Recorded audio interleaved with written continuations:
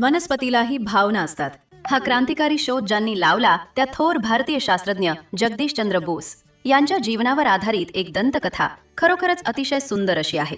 सर्व प्राण्यांवर विषाचा परिणाम होऊन प्राणी मरतात, तसाच विषाचा परिणाम वनस्पतीवरही होतो, असा जगदीशचंद्र बोस यांचा दावा होता व ते प्रात्यक्षिक त्यांना इतर परदेशी शास्त्रज्ञांपुढे दाखवायचे होते.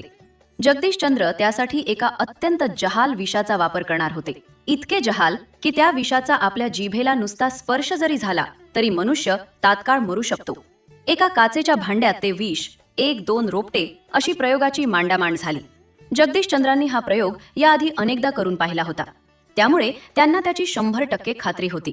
सर्व शास्त्रज्ञ आपापल्या जागी येऊन बसले आणि बोसांनी प्रयोगाला सुरुवात केली. एका भांड्यात पाणी घेऊन त्यात ते विष टाकले व रोपटे त्यात बुडवले. 1 मिनिट झाला, 2 मिनिट झाले, 10-15 मिनिटे झाले, पण रोपटे आहे तसेच. त्यावर विषाचा काहीच परिणाम होईना. सर्वजण फिदी फिदी हसू लागले.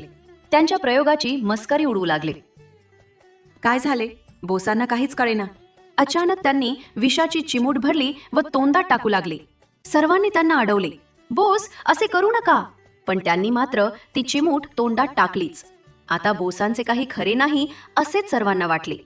पण बराच वेळ झाला तरी जगदीशचंद्र ठणठणीत उभे. सर्वांनाच आश्चर्य वाटले, एवढ्या जहाल विषाने बोसांना काहीच कसे झाले नाही. सर्वजण त्यांना विचारू लागले, बोस हे कसे शक्य आहे? आणि ते विष किती जहाल आहे हे माहीत असूनही तुम्ही ते तोंडात कसे टाकले? तुम्हाला भीती नाही वाटली? त्यावर बोसांनी सांगितले, माझ्या संशोधनावर माझा पूर्ण विश्वास आहे. त्या विषाचा वनस्पतीवर काहीच परिणाम झाला नाही म्हणजे ते 100% विष नसणारच. तो पदार्थ दुसराच काहीतरी असणार. आणि ते खरेच होते.